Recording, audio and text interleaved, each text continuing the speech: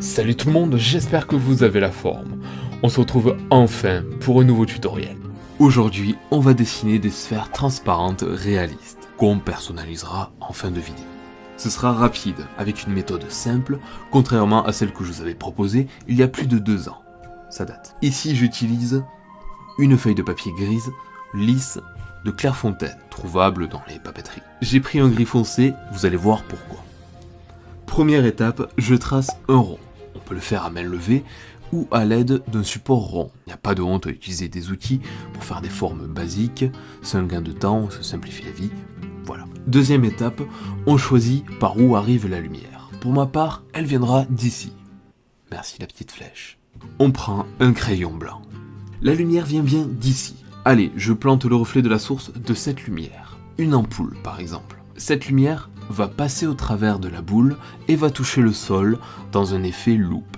Alors j'éclaircis le côté opposé à la source de la lumière et bien sûr, cette lumière est projetée sur le sol. C'est d'ailleurs la luminosité du sol qui va éclaircir cette partie de la boule, en bas à gauche.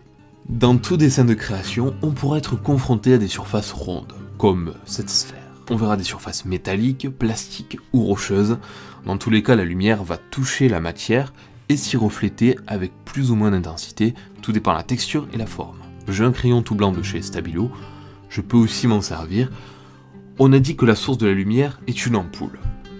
On peut changer, il n'y a pas de souci. Maintenant, ce sera une fenêtre, donc je modifie sa forme. La fenêtre va se refléter déformée sur la sphère. Elle aurait été reflétée correctement sur une vitre plate par exemple, mais là comme ça fait une sorte de miroir en boule, ça tord complètement les côtés de la fenêtre. Ici on a donc la perspective plus la déformation.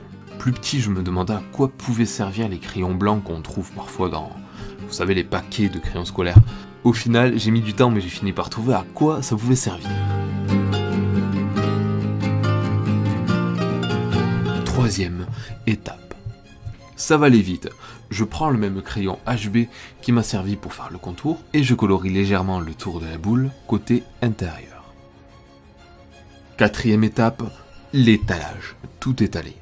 Le beurre, la confiture, mais surtout le pastel. Parce que le pastel sec, ça s'étale bien. Et là, j'utilise une estompe en papier pour donner une texture de fondu. Lisse quoi. C'est simplement la combinaison d'un papier lisse avec un crayon sec. Notre boule joue l'effet d'une loupe. Elle est ronde, alors notre reflet sera arrondi et pas rectangulaire comme la fenêtre.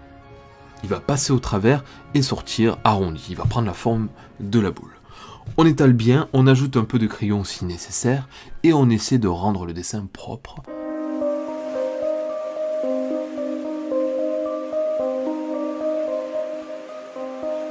Maintenant, l'étape consiste à créer l'ombre de la boule sphérique. La lumière passe au travers, mais les bords font obstacle à cette lumière. Ça ricoche. Il faut aussi que ça se répercute en tant qu'ombre. Quelques coups de crayon et on étale.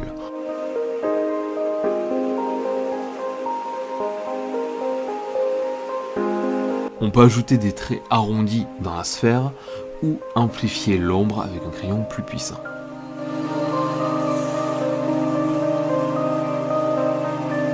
Je mets le coup de grâce avec une petite pointe de peinture blanche sur les reflets les plus intenses. La sphère est prête. Bon, on peut s'amuser à créer d'autres sphères plus ou moins grosses, le procédé reste le même. Il faut juste penser à réduire le reflet en fonction de l'échelle de la sphère.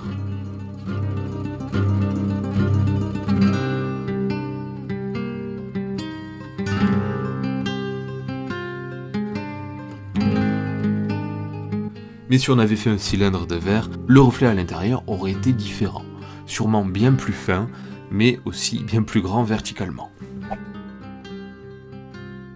Maintenant, je vais de mon côté m'amuser à créer des petites figurines à l'intérieur et en profiter pour vous parler d'une ou deux choses. Vite fait, comme ça.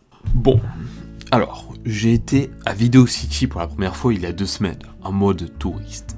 Et franchement, ça m'a fait trop plaisir d'en croiser certains parmi vous et d'avoir pu vous parler. C'était vraiment cool et vous avez été géniaux. En plus, il y en a eu quelques-uns qui ont apporté leur dessin.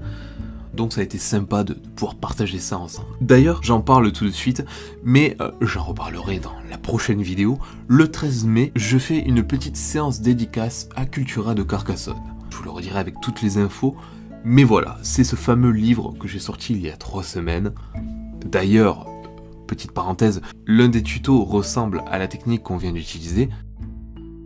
Bon, pour cette vidéo-là, je vous ai proposé un tuto basique. D'ici peu, on fera plus de la personnalisation, du manga, des personnages, des animaux. Et juste un point pour vous, n'hésitez pas à personnaliser votre dessin, même quand vous tentez de la reproduction, et d'essayer de comprendre, en fait, quand vous reproduisez n'importe quoi, essayez de voir pourquoi vous faites ça et pas ça. Comment ça se fait que c'est sombre ici, qu'au niveau de l'épaule on a cette forme, etc. C'est bien de prendre son temps pour comprendre un petit peu la forme et la façon dont se construit un dessin. Créez, dessinez, amusez-vous. Je vous remercie, on se dit à très vite, et surtout, que vos crayons restent libres comme l'art.